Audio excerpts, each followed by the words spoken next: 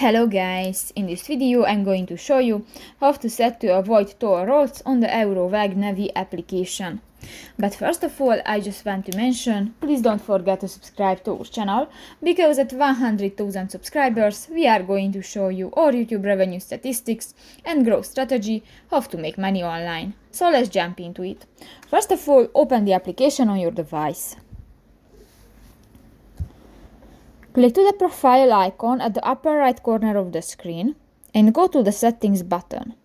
Here you can find the first option, the route and navigation, and go to the second section, the route options. You can find the second option, the avoid toll roads, and if you want to enable this function, just click to the next gray circle, and if it will be turned blue, this function will be enabled.